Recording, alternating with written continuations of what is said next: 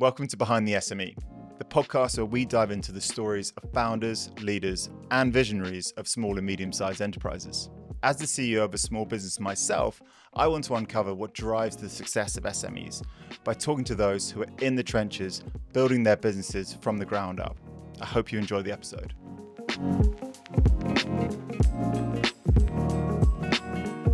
Evgeny, welcome to the podcast. Great to be here. Thank you for the invitation. I'm super excited about this. I've got a list of topics that I know our listeners are going to love hearing about. Some really practical stuff. You've been there and done it. You've been a CEO. You've exited. You've written books. You now coach CEOs. So your direct experience of working with people that are leading small businesses is going to be really interesting to hear about. But I've given kind of the highlight reel. Why don't you tell us a little bit about you and what you've been up to the last few years and what you do today? Yeah. So about 12 years ago, I founded a company called Makers. I ran it until 2020 when I stepped down as a CEO. And since then, for the last 5 years, I've been mostly coaching other CEOs, startup founders, often around the topics of CEO transitions, but not always.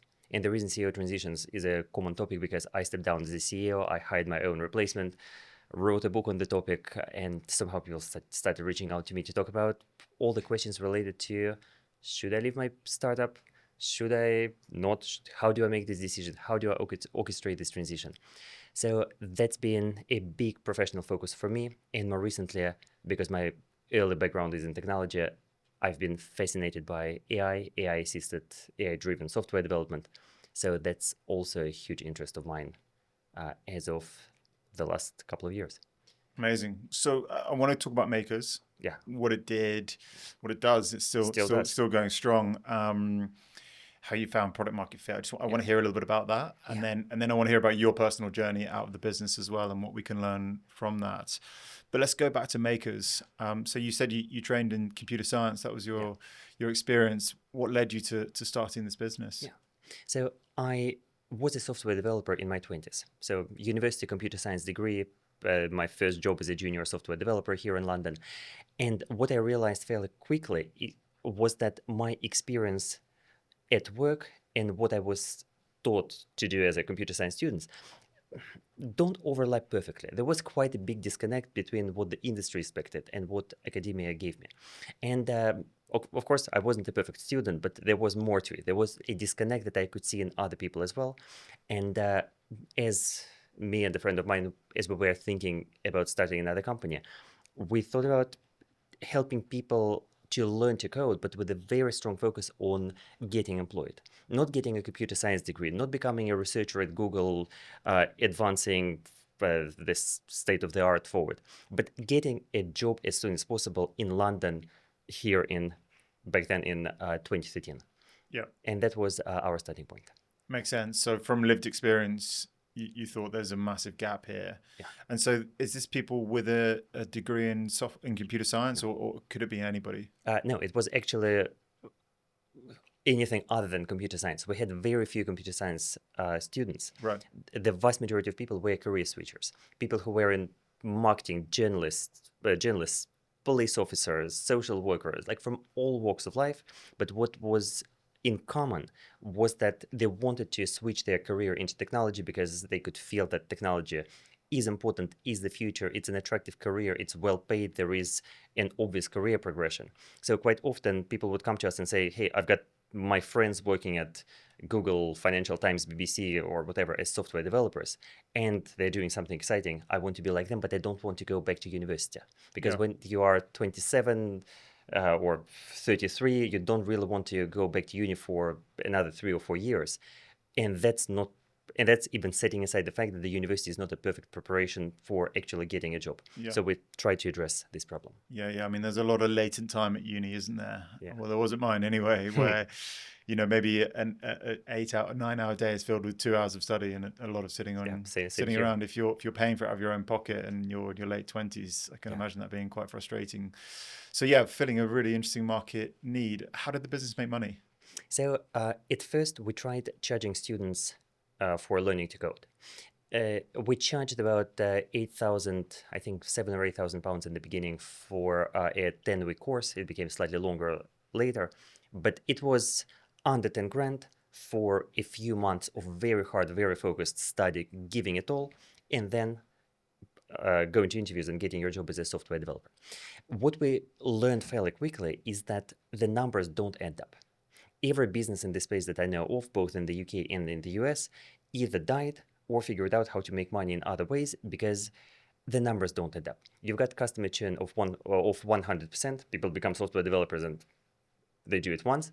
And there is only so much money you can charge to a consumer because they're paying about maybe 8,000 pounds for the tuition, but they also have living costs of maybe another 10,000 pounds. So the actual bill to a consumer is somewhere between 15 and 20,000, and that's a lot of money for the vast majority of people.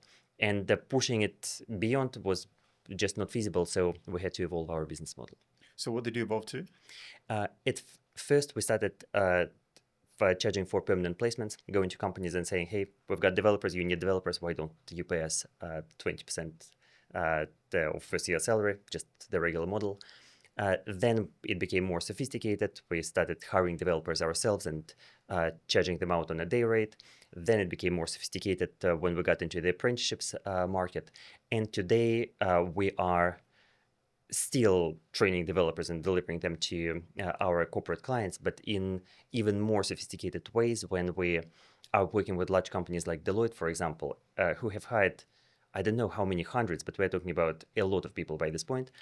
And we know their requirements very, very well. We intimately understand what they're looking for. And year after year, we're able to deliver an ongoing stream of talent perfectly suited to their needs. And that's just a very different service compared to just one-off placements for 20% of the first year salary. And those going through the course, are they still paying something out of their own pocket, or is it exclusively being paid for by the end employer? Today, the vast majority don't pay. When we start, almost everyone was paying themselves privately. But over time, the vast majority of our revenue shifted towards B2B because it's a business model that frankly works better for everyone. It works better for us. It works better for students because they don't pay tuition fees. And in the vast majority of cases, not always, but in the vast majority of cases, it comes out of the apprenticeship levy budget that large companies have. Okay, makes sense. So tell us about the business. Bootstrap, did you raise some money? How many people were in the team? What was it like to be there? Just give us a bit of a flavor of Makers as a company. So at first, it was actually a spin-off of another company. My co-founder and I were working for a company called Forward Internet Group. Doesn't exist anymore. It existed back then. We ran a startup incubator inside the business. And that was one of the ideas that we were experimenting with internally. But instead of running an experiment and then hiring someone else to run it, we made a decision to quit our jobs, negotiate effectively our first fundraising round with our employer, who invested in the business, took some equity, and that was effectively the first round. Right. Later, we raised venture capital from Forward Partners and Edu Capital in France and BGF here again in London. So we went on a normal VC trajectory, but the early days of the business were a spin-off from another company. Okay, nice. Tell us, what's the vibe there? What's the culture like? What was your approach to people? Well, we had hardly any experience with management, so we tried to just do things in a way that made sense to us. And sometimes it worked beautifully because we tried really hard to hire bright people and just trust them to get on with their jobs. Sometimes we ran crazy experiments. Well, in hindsight, crazy. Like for about 4 years, the team was setting their own salaries. Quite literally, and it worked, by the way, far better than most people assume when they hear about it. For a while, especially early on, we really resist the idea of having anyone in a management position, kind of with the idea that management is like a dead overhead in startups. But again, over time, we realized that no, actually managers do have a job to do. And so it became a little bit more traditional and organized and normal over the years. But in the beginning, it was quite a bit chaotic of, hey, we're a startup, we want to survive, we want to do a good job, so let's hire crazy people, give them as much autonomy as they're willing to handle, and see what happens. Yeah, which is great for innovation. Not so great for actually running a stable business. Yeah. And I think you need a little bit of that in the early days, don't you? You want a bit of that chaos. I've seen an interesting graph that talks about you've got chaos on one side, robots on the other side, and engagement in the middle, where you get that perfect blend of kind of process, rules, but you need innovation as well. There's a sweet spot, isn't there, where it can land. Yes, and one of my coaches many years ago described it as, I think it's the same thing. At first it's chaotic and nothing works, then it's chaotic but it works, and then it's oddly structured, it works, and it's dead. Yeah. And no one really wants to be there. And this middle part where things already work but still have aliveness to them is maybe the sweet spot where startups are trying to yeah. And tell us about the headcount. Like how did that grow? Was there a correlation between that kind of chaos, but it was a good chaos, and the number of people in the team? I've heard that you can kind of get to kind of 40-ish people and it works quite nicely, but beyond that can get a bit too structured and lose some of it because you've got boards and layers of management alike. Was that your lived experience? That's exactly my experience. Somewhere around 40 people, give or take. Yeah. And we grew more or less progressively from 0 to about 65 people, I think, when I left. I think about 40, maybe 30, 40 people was the point where the complexity became, or the chaos became just a bit too much without a bit of structure. It was then when we hired our first head of people, a little bit too late in hindsight. It was then when we hired the first finance director, just about the right time. Maybe a little bit too late. But we basically started to appreciate the value of expertise as opposed to just sheer energy and the desire to get stuff done. Yeah. So we started bringing in people who knew what they were doing, and it helped. Yeah, interesting. There's some quite good studies on this. My lived experience is you kind of race to 12 people because you've got founder energy. You and the two or three people that join know all the clients, all the process inside out. You've got such easy lines of communication amongst the whole group. Mm-hmm. And you kind of get to that point and you go, well, that was, not easy. Nothing is easy, but we're in a good space. Yeah. And then I've heard it being described as crossing the desert, getting from 12 people to 40 people, because at 25 people, you're an awkward size. You're almost too big to be small, too small to be big. Yeah. Your leadership team is a big portion of the whole company. Yeah. You've got structure, but maybe too much structure, not enough. It's like kind of teenage years, I suppose. Mm-hmm. And then 40, you've got maybe 5 teams of 8, a leadership team which is covering across all the 5 teams, much better lines of communication, and just almost like an identity within each sub team, and it becomes a lot easier to control. I would really agree with this, because this middle part, those teenage years, are a weird point when, on the one hand, you do need some kind of a hierarchy, some layer of management, because you can't directly manage 25 direct reports. Yeah. And at the same time, when half of your team or a third of your team are called a senior team or a management team, and half of them have one report at most, it also doesn't feel real. It's not the same way of managing when you've got 45, 50 or 60 people. And it's also the point where the company might not necessarily be able to attract or afford professional managers. And so companies often end up in the space of, okay, we're at 20 people, and technically I've got chief revenue officer or chief marketing officer or chief technical officer who's never actually held a senior management job. But their responsibility is to bring some order to increasing complexity. Yeah, and I guess the other part of that is you normally start that 0 to 12 company journey by making people quite senior quite quickly. That, like to your point, probably haven't necessarily had the experience. They're bought into this whole growth journey, going, right, well, if this goes well, I'm going to be the senior person within a larger organization. And you can end up at that bit where you go, right, well, I started this company with that person. We did that part together, blood, sweat, and tears. We're now at a point where we're at 35 people, but awkwardly, they were right for the 0 to 12, but they're not right for the 35 to 100. So common. Like, what do you do in that point? What advice would you give someone? First, acknowledge the situation honestly, that this is what's going on, and this is not a mistake, most likely. This is actually what is likely to happen. Because if someone has a perfect skill set for navigating the very early days, they might not necessarily, they probably don't have the skill set to manage an organization of a slightly different size.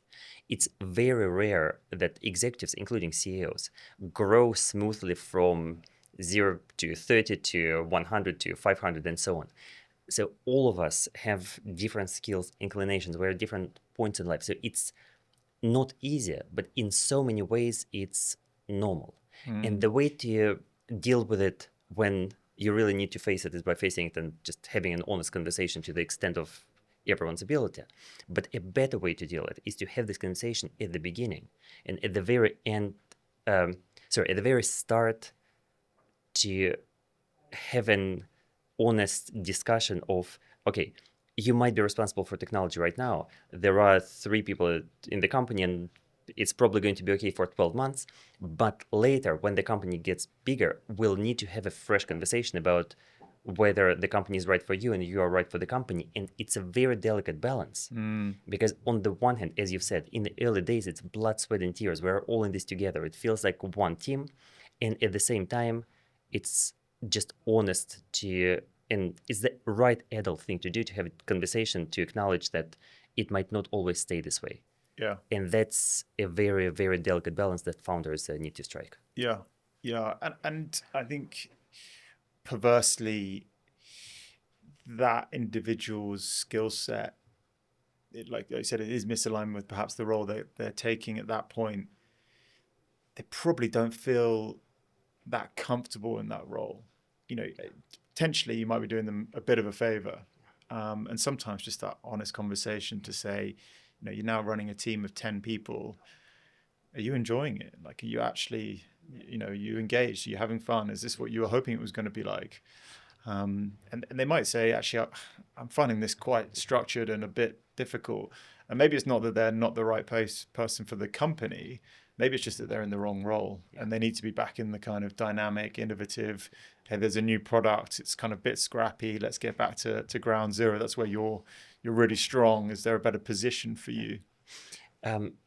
In theory, yes. In practice, there are 2 complications here. One is that ego gets in the way. When someone is a CRO, CTO, sees something in a company of 25, going back to a different company where you're not part of the early team maybe anymore, it takes quite a bit of maturity to navigate, even if this is the right thing to do. But another complication is that it's probably not fun or not easy to begin with, and it can take quite a bit of experience to draw the line between things are really difficult and busy and stressful, but that's how things are supposed to be because we're an early stage startup fighting to survive, versus things are difficult, stressful for all kinds of wrong reasons because this person doesn't have the skills to navigate this chaos. Yeah. And the difference is often not obvious, especially from the first person perspective, because I definitely have had conversations with more than one startup teams where a CEO would look at someone on their senior team and say, look, you just don't have the skills to navigate this. And the person would look at it and say, no, I'm working crazy hard. It's supposed to be difficult. I'm going to learn it. I'm giving it all. And what else do you expect from me? And that gap in perception between the CEO and the member of the senior team can sometimes be difficult to bridge. Yeah, I can see that. Yeah, really, really interesting. There'll be people listening going, this makes perfect sense. But is that quite a risky hire? You know, what you're saying is there's someone right for that part of the journey, but there's probably somebody else for the next part. Bringing in somebody at a senior level that has limited experience, maybe they have limited experience in that company, but maybe their experience in the industry, like that makes me uncomfortable. Like how do you help people come to terms with that, or what advice would you give people to navigate that?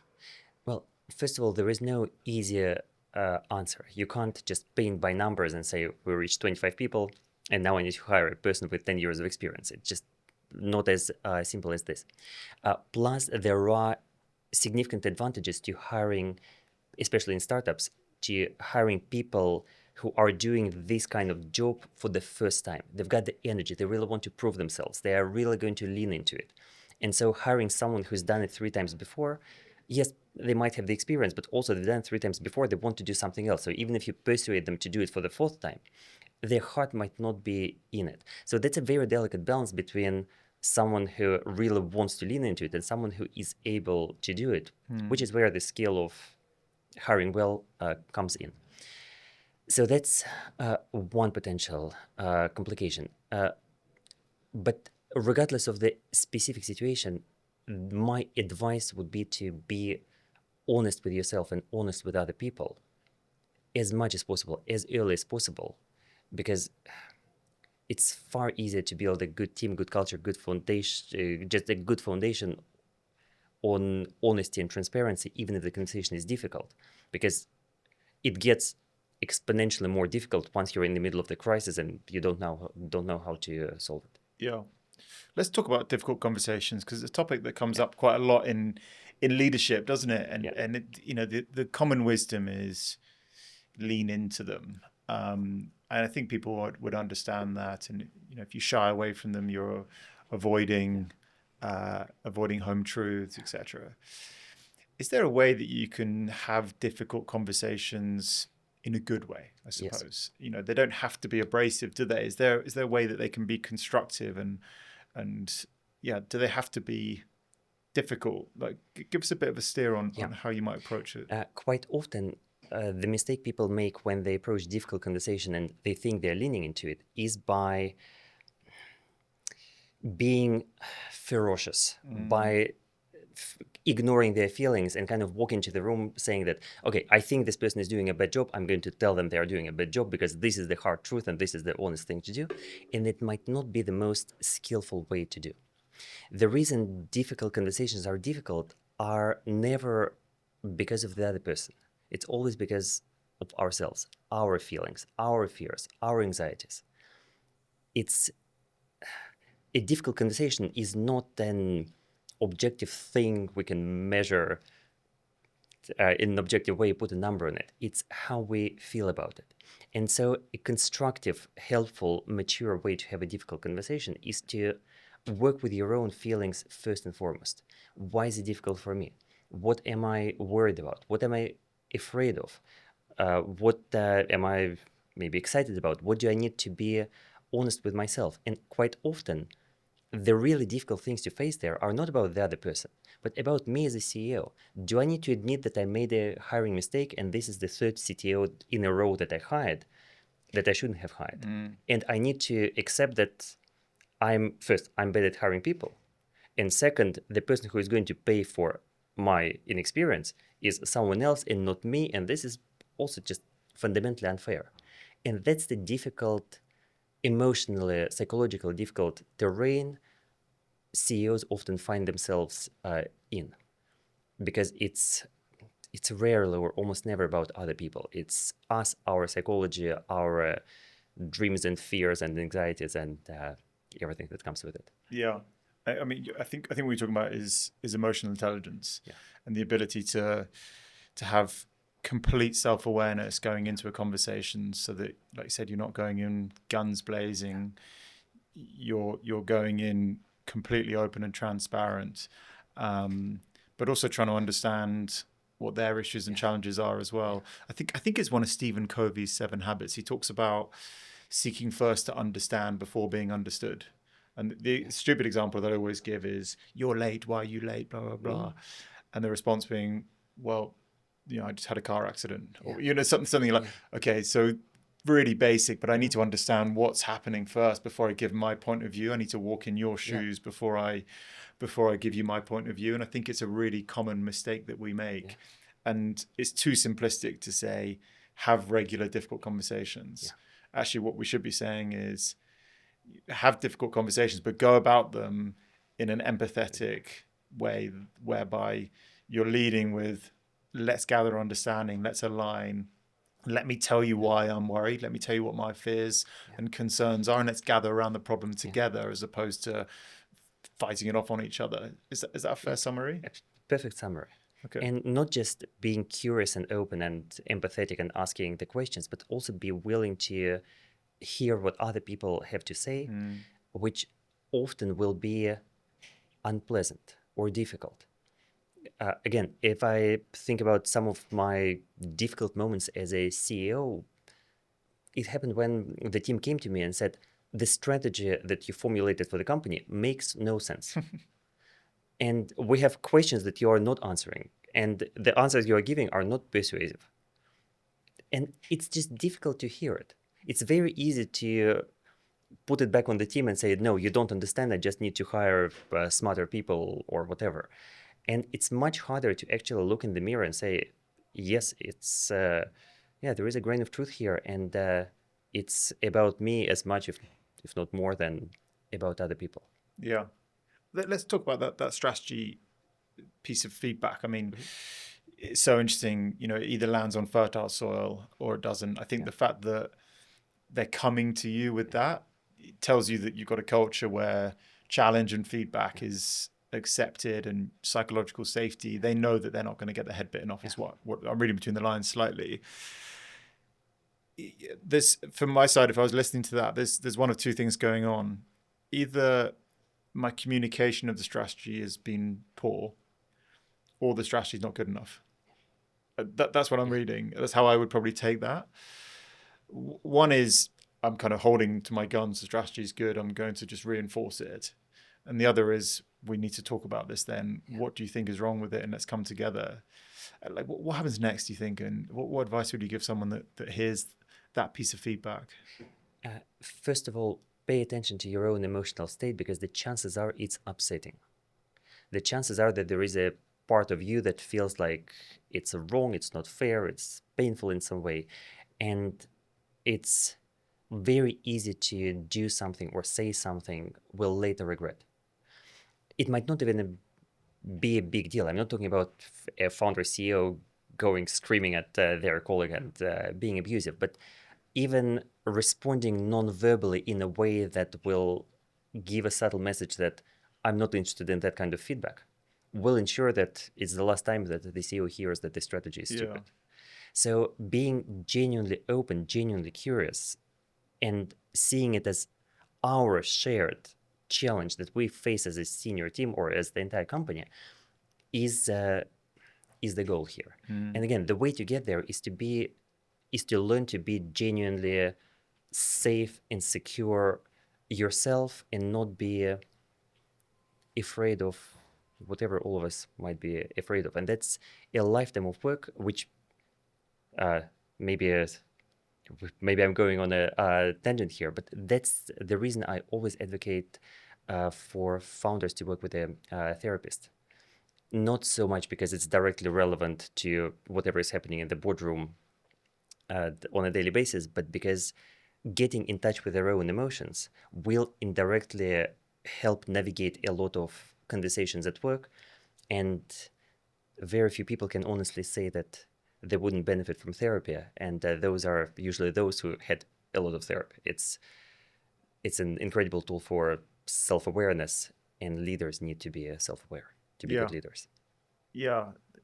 I always reflect occasionally when we're doing these podcasts on how challenging it is to found and lead a small business, because there is so many dimensions to it. And you've just put a new one on the table that is unquestionably true.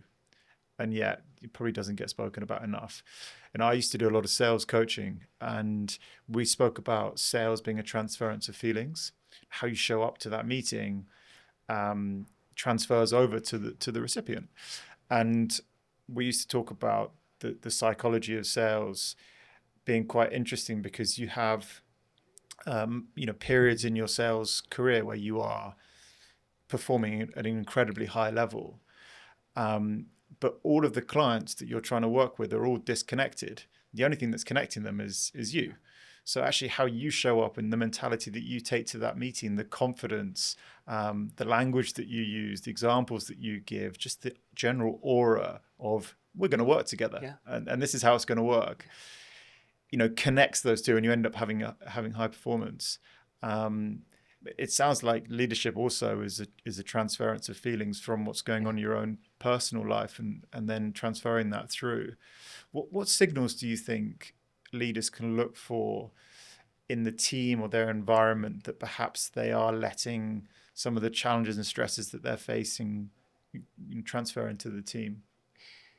I remember many years ago, I had a coaching conversation with a founder who wanted to talk about why the morale on his team is very low and what to do about it. And my first observation and reflection was that, how are you feeling yourself? Are you relaxed, optimistic, positive, excited, and so on? No, he wasn't. He felt like firing half the team and being angry about a bunch of other things. And the thing that many leaders don't realize is that our emotional state cascades down the organization really quickly. If we want to have a happy, aligned, productive, positive, and optimistic team, it really helps if the leadership is feeling and acting in the same way. And we can fake it only for so much and so long. Definitely not for months and years. And the mistake I think many founders are making is that they approach the business purely from a cognitive level. I'm the CEO, I need to figure out this strategy, I need to figure out who to hire and how to raise money, I'm going to tell other people what to do, and then all of it will come together. But it's never as simple as this. We're human beings, we have relationships. As you've said, in a sales conversation, we enter the room and the other person will remember how you make them feel, what it was like for them to be in the conversation, whether they're looking forward to the end of the meeting or not, did they feel safe or not. And most of those things are not verbalized. Most people don't even have the language to describe it, other than some positive vibes or something very high level. But it really matters. It's the difference between someone making an extra effort and someone just doing their job and shutting their laptop at 6 o'clock. Yeah, super interesting. One of the things that I've been thinking about recently is the team dynamic that you have as a CEO. You have lots of teams that you're part of, don't you? As a CEO, you're part of the big team, maybe a board. Maybe you have kind of a departmental line that you look after, but actually your main team is your leadership team. Yeah. And do you think it's too simplistic to say, if you're struggling with culture within the overall business, trim it back to the culture within the leadership team and then let it waterfall through? Yeah. You've got a small group, define what that culture needs to be and you want, and then it will transcend. You don't try and boil the ocean, I guess, is what I'm trying to say. Is that fair advice? I think that's fair advice. That's a common mistake that I've seen more than once. Founders or CEOs are trying to fix the culture as if it's something abstract outside of the senior team. And the way companies feel and operate outside of the senior team are almost always the reflection of what is seen at the very top. Yeah. And so this job of the senior team is not only to do their literal job, but also set the bar, set the example in so many ways. Values most obviously, but also work ethic, the level of emotional maturity. If you don't have emotional mature people at the senior level, do you expect to have emotional mature people at the junior level?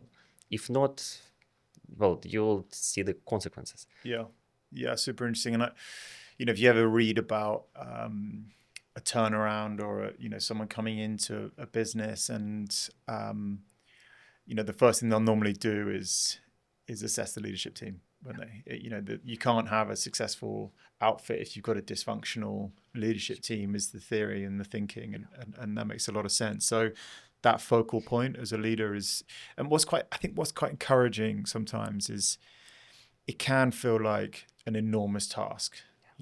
Big team. How do you galvanize the troops? And actually, what we're saying is you don't need to galvanize everybody. That is a big task. Yeah.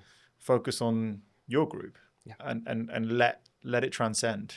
Make sure you have alignment amongst you as a smaller unit, and let that percolate. Yep, as they say on the plane, put on your own mask first before helping others. If the CEO has got their own stuff together, and everyone on the senior team are in a good place themselves, it will be so far easier for them as a team to come together, and then it's going to cascade across the organization. But herein lies a big challenge for CEOs. As founder CEOs, we've got to hire people who are better than us, more skilled, more experienced, experts in their own field.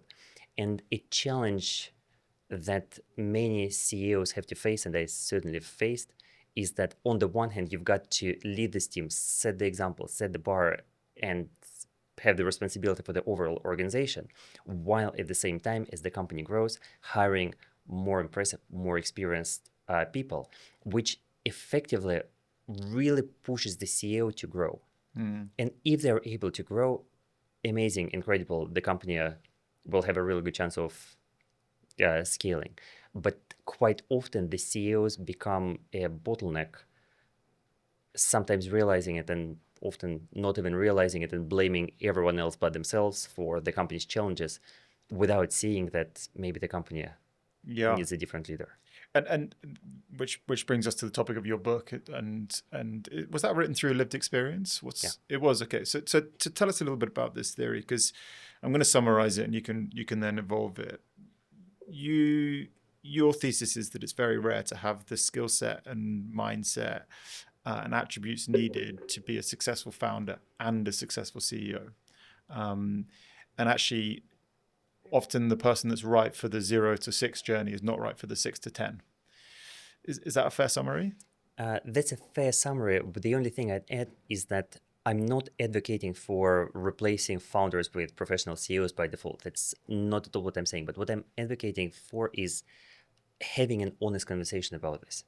Not just assuming that the founder CEO is going to stay there forever by default, and not assuming that the founder CEO will definitely need to be replaced just because the company became bigger. The right thing to do is to have this conversation way before it becomes a problem, if it ever becomes a problem. So, yeah, super interesting. And it just, I promised myself I wouldn't mention the name of the film, but I have to. It just really reminds me of the Anne Hathaway, Robert De Niro film, The Founder. Please tell me you've seen that film. No, I haven't. They start, she is basically running the equivalent of ASOS. It's quite an old film now. And then as the founder, she kind of goes through this moment of realization that she perhaps shouldn't be the CEO with the help of Robert De Niro. Anyway, you should watch it. It's right up your street. Yeah. It's a good film anyway, but it really does tell the story of what we're talking about in quite a nice way. What are some of the skills you think? Actually, let me come to this. What are some of the things that those in the position of maybe being a founder but not necessarily the CEO, what's happening? What are they feeling? How can you identify that that's potentially happening, or they're in the wrong position? So it really depends on the person in the company at the stage. It could happen at 20 people or 200 people, and these will be different situations. But if I were to look for a shared pattern, it's a disconnect between what the company needs and what the CEO is able or willing to offer. Yeah. And I'm saying able or willing because sometimes people can do the job, but they're absolutely fed up with the hours or the pressure or some other aspects, and they are able but not willing. And quite often people are willing to make a big effort, but they're just not able to. from a first person perspective, it often manifests as a lot of stress and then disconnect between the effort you're put in and the result you're seeing. Like, I'm working so hard, I'm trying different things, but at the same time, I feel like I don't know what I'm doing and nothing works, and I don't know how to fix it. But an external perspective from someone more experienced or someone who just has a third person view on all of this, maybe a chair of the board can be really helpful here, or an experienced investor who can look at the situation and say, look, there is a disconnect between what the business needs and what the CEO is able to offer. And sometimes it can be breached and sometimes it can't. Yeah. Have you seen it before where you've got such a great culture of honesty that people around the CEO would say, maybe you're not the right person for the next chapter? Have you ever seen that? Between co-founders, yes. Okay. In a senior team, that's much more rare. I'll admit. But between co-founders, yes. Okay. If co-founders have a good level of trust, they are probably discussing it between themselves way before it gets raised in the boardroom. But in a business as a whole, that's much more rare. And so, what are the potential next roles for said founder? Where do you often see them landing? It really depends. There are many different options, but some of the most common are leaving the business completely and starting another company. Many founders do this. Sometimes they take a break and start another startup. This is the case for people who thrive at the early stage and then realize that they are a stereotypical founder and not CEO. And so they want to be a founder again instead of trying and failing to be a CEO at their previous company. Some people go part-time and stay in their own business, but in some kind of a fractional or advisory position, or even full-time, but in a senior role, in a functional role. So maybe they were a technical co-founder and then they ended up as a CEO, and then they realized that no, we need to hire someone else as a CEO, but this technical co-founder is going back into the CTO or CPO role. Yeah. In some cases, founders leave and join some kind of a big company and go into the corporate world. It's not always a bad idea. I've got plenty of examples of when it actually makes sense. Wow. And sometimes they go into another startup on a senior team again in a functional role. Sure. And plenty of other options of people going freelance, going into coaching, like I did in 2020. Yeah. So there isn't a single right answer. Yeah. Okay. Super interesting. Yeah, and I think will resonate with a lot of people out there that especially the description of, some of the warning signs that maybe it's the wrong time and that maybe they should be thinking about a transition. How do you even go about starting that? Is it just a typical hire? Like how do you begin that process? So first I would advise any CEO who notice a thought that maybe I should step down, maybe I'm not the right CEO, not to ignore it and actually take it seriously. Not necessarily to step down, but not to sweep it under the carpet hoping that it's going to go away. It probably will not go away. If this question comes up, it needs to find some resolution. A useful framework that I often share with founders that I work with is understanding clearly what is the job of a founder and what is the job of a CEO, because it is the transition between the two that often proves difficult. The job of a founder is to make sure the company succeeds and survives, that it doesn't die on takeoff, whatever it takes. And so founders usually build product, talk to customers, write code, and really don't do much else. But at some point, the company gets to a level where the attention of the CEO shifts from building the product to building the company that builds the product. And it's a transition which is often obvious in retrospect and not so obvious for people going through it, because the behaviors that were so useful at an early stage, having an opinion on everything, talking directly to everyone, micromanaging, communicating on an ongoing basis in all kinds of informal ways, selling directly to the customers, maybe cutting corners somewhere. All of this is really helpful when the company is trying to survive in early stages. And all this becomes really unhelpful when the company gets to maybe 50 people. And suddenly you need a clear communication strategy and a proper the senior management team through which you manage the company, and delegation skills, and not micromanaging people. So it's a significant shift, which is pretty counterintuitive for people who are going through it for the first time.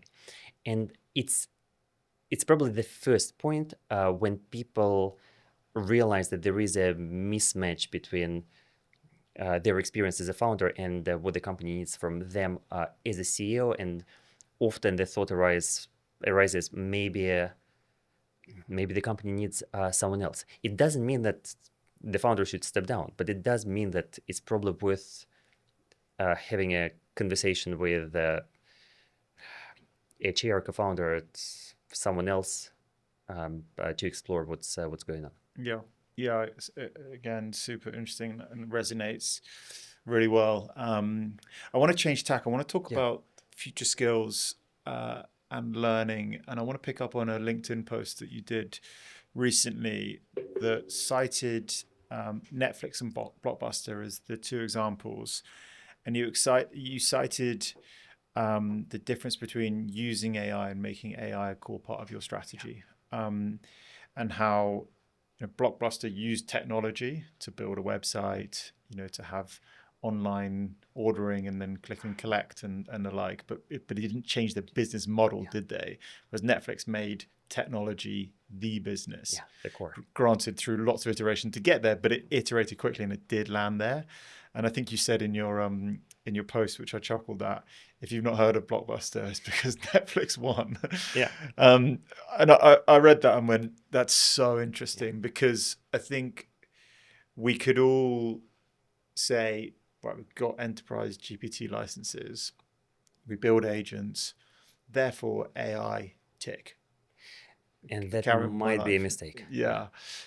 Just unpack this for us a little bit more. What's the other part? What's the core strategy really that you're kind of talking about there? So here I'm talking about the difference between tech first and tech supported businesses. Businesses like Blockbuster that use technology to optimize what they're doing, and companies like Netflix that use technology as a core enabler of the product. And my working definition here is tech first in this case is something that couldn't have existed without this technology. And the product also needs to get better as the technology gets better. So Netflix is a beautiful example of this, because as broadband got cheaper and better, as more people got online, more people wanted to stream movies instead of renting DVDs. And so for Netflix, it was a tailwind. For Blockbuster, it was the headwind. The more people had fiber at home, the fewer people wanted to rent DVDs. So enabled by and supported by the technology as a tailwind. And I think we're seeing exactly the same pattern with artificial intelligence, in that AI-first companies are enabled by, and they also get supported by the progress of technology. In other words, they deliver more value as the underlying technology gets better. A really important thing I also wanted to add here is that it doesn't mean dropping everything and starting another company. Netflix did not start in the streaming business. Replit, one of the AI companies that is pretty well known today, was doing something very different just 3 years ago.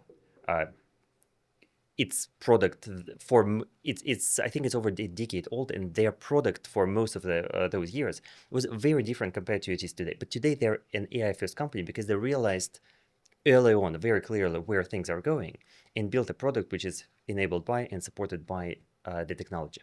And so my invitation, advice to all companies is to focus on zero-based thinking, just to ask the question of what would our business look like if we started from scratch today, given this technology, given the exponential rate of progress, given where it's probably going to be in 2, 3, 5, 10, 15 years, and not be afraid to lean into it, because the alternative is probably going to be the fate of Blockbuster in many cases. Yeah, it's so interesting. I've heard of zero-based accounting, where when it comes to setting the next year's budget, you start from scratch as opposed to just rolling it on and adding a bit, which is often what happens. Zero-based thinking is re-looking at the whole business model. Yeah. You got to make a couple of swings in that, haven't you? Yeah. You know, you do have to make some bets. It's not a without risk approach, because some of it requires quite a lot of investment. It does, but I would say that it requires a change of a mindset much more than it requires investment. Okay. A small number of people with a bit of knowledge of technology, a proactive can-do attitude, the willingness to experiment, and not being constrained by the existing thinking will probably make more progress than a corporate team that are giving a big budget, but they're doing it just as a job because someone else told them to. Yeah. So yes, an investment might be required, but I would say that it's much more about the mindset and culture than technology. If you as a leader can take your entire team on a journey and make sure that everyone is genuinely excited, it's probably going to be far more important than finding an extra million in the budget just to spend on AI experiments just because you feel like you have to. Yeah. Super interesting. And I think that mindset and the way you've described it there is really, really spot on. I want to finish up by quoting back to you two quotes of yours, because I'm interested in learning a little bit more about them. This is from a post that you did where you said 39 things I've learned over 39 years. Gosh, it was a few years ago. It was 3 years ago. Yeah. And you said, either what I have is not good enough or nothing ever will be. Yeah, I can say a few things about this. I would love to hear about that. Yeah. It's a lesson I keep learning mostly through my meditation practice, but in life in general. And I keep coming back to the same lesson. Either we're going to be perfectly happy and satisfied with what is happening right now, or nothing will ever be good enough. We're so habituated, we're so conditioned, so used to living from a place of, I don't have what I want, I need to get what I want, I'm going to build a business, make some money, find a partner, like start a family, get divorced, like whatever it is. And once that happens, then things are going to be okay. Then I'll be happy. They're not going to be okay. Yeah. Nothing, like however impressive it seems, it's not about circumstances, it's about mindset. If you are not happy with what you're having right now, I can assure you, you will find some fault with whatever you're going to achieve next, because either the company will not be perfect, or the amount of money will not be enough, or you'll be worried that you will lose it, or something else will not feel quite right. And this pattern will continue until we see very clearly that we can and absolutely can be perfectly content with what's going on right now. And that's such a simple thing to say, but it's one of the most profound lessons I think I learned in life. How do you remember that often? That's why we practice it. Funny enough, that's I think why meditation practice is a practice rather than a one-off lecture we watch on YouTube. Yeah. Just sitting on a meditation cushion, doing nothing, maybe watching the breath, maybe not even watching the breath, and realizing that actually there is nothing wrong, nothing missing here, helps to connect to this perspective during a formal meditation practice. But over time, it overflows into the rest of your life, and the line between meditation practice and the rest of your life starts disappearing, and then it becomes just life. Yeah, super interesting. I think I can certainly be guilty of stop-start in some of this. And I used to talk about quite a lot about being goal-orientated but journey-minded. It's fine to have goals and ambitions, and we should do, but really the journey is all that matters. Yeah. I'm a keen motorcyclist, and that kind of leans into it, because you enjoy the journey. The destination's cool, but really the journey is quite fun. And so I think there's a real nice harmony and synergy there. But it's so easy to forget, isn't it? Day in, day out, it's so easy to go, I'll be happy this weekend. When this week's over, I will be happy and enjoy my family. And then you get to the weekend, you go, well, I've got a holiday coming up, then I'll enjoy it. We're all guilty of it. And I think it's great advice just to recenter is what you're saying. And, be mindful about your own mindset and look after the way you're thinking, because, as you described earlier in the podcast, it really overflows into the team as well. Yeah. Okay, I've got one more that I'm interested to hear about. I could have picked any of the 39, but I was interested in this one. Pain and suffering are different. One is inevitable and one is optional. Yes. Tell us about that. Pain is a very much part of life as a very direct experience. Like I had a wrist injury a few weeks ago and it hurt in a very direct way. But suffering is a whole different experience, and we tend to conflate the two. We tend to feel like, oh, something is uncomfortable, something is painful, something is difficult, and therefore it's unsatisfactory. It's not right. It needs to be changed. It needs to be fixed. I think it's very much the same thing as what you described as having goals, but be journey oriented. Nothing wrong with goals. Nothing wrong with ambitions. Nothing wrong with having plans and implementing them. But at the same time, we can do it from a place of appreciating the journey and being grateful for whatever experience we have in the present moment. And then pain not disappears, but our relationship to it changes to the point that whatever difficulties we might experience stop being a problem. And in my experience, it can show up as a feeling of gratitude pretty much regardless of what's going on. Like, I have something wonderful. Great, thank you. Something happened that was not in line with my plans. Thank you. I experienced wrist injury. Thank you. Not because I'm grateful for, it's maybe the most recent example, not because I wanted to have a wrist injury, but because it's possible to be deeply grateful for being alive regardless of what's going on. And that's why I said that pain is very much an inevitable part of life, but feeling like you've got to suffer as the result is a different thing. And the paradox, of course, is that on the face of it, life still goes on with ups and downs and joys and sorrows and fears and anxieties and like all the complexity of life. I'm not talking about like sitting on a meditation cushion, blissing out and always feeling good. No, we still go through the full, rich experience of life, including pain, including grief, including loss, including all the difficult elements of life. But there is a deeper perspective here that doesn't make it as much of a problem as we habitually feel. Yeah. Yeah, so interesting. And again, you come back to mindset. Really, you're talking about the way in which you approach the pain, and I think we're all interesting case studies, because if you were to ask somebody about a challenging experience that they'd had north of 5 years ago, and now that time had passed, how they reflected on it, I think a lot of the time you'd hear, and actually it was quite positive. Yeah.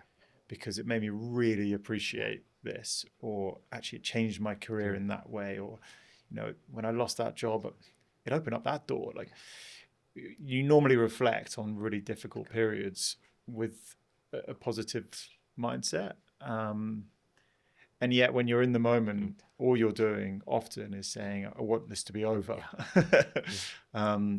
So yeah, it's sometimes just that nudge, just to step away from it, rise above it, look at it objectively.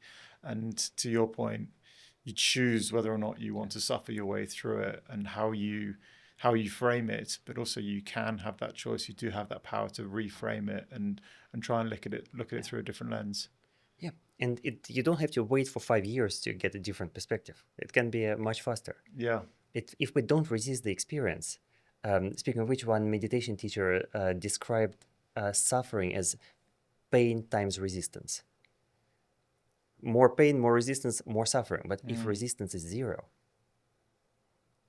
then the suffering is also non-existent. If we're not wishing for the experience to go away, even though it's not what we wanted, not what we chose, not what's easier, if we can find a way to say yes in a very, not just yes, but yes, thank you to absolutely what's going on, then guess what? Your entire life will be an opportunity to feel like, yes, thank you. I remember once reading about somebody that used to have a separate bank account where he would put, can't remember, call it £300 a year into it for parking tickets, speeding fines, just those things that come up. And it was almost like an allowance. He was like, I know that that's going to happen. Mentally, I'm just putting the money aside. I know that I'll only get 3 or 4 throughout the year, whatever it might be. I'm just going to put it in that pot, and then the money will just go down. And actually, I thought it was quite interesting because it's quite similar. What you're saying is those speed bumps are inevitable. Those things are going to happen. So they're going to happen. Exactly. So when they do happen, them. You go, it happened. I was Exactly. expecting it. Like Exactly. to expect it to be a completely speed bump through free experience is naive. Exactly. And we're so often naive, expecting that our future is somehow going to be pain-free and easy and wonderful. No, it's not. At some point, I will be screaming in agony or lying in hospital. At some point, I'll probably have a broken bone. At some point, I will lose my loved ones. At some point, like really difficult things are going to happen, and that's all life. It's not wrong. It's not some kind of a mistake. It's our human experience here. Yeah. Hey, Evgeny, we have obviously covered a lot of ground. I'm super grateful. I mean, what an incredible conversation. Likewise. And thank you so much. There was so much practical takeaways, so many practical takeaways in there. And obviously we got into the real depth of mindset and leader mindset at the end there. Thank you so much. Thank you too. Thank you for the invitation. Really enjoyed it. Thanks for tuning in to this episode of Behind the SME. Don't forget to subscribe and leave us a review. It really helps others find the show. If you want to get in touch, you can find our email in the description. Until then, keep building, keep learning, and we'll see you next time.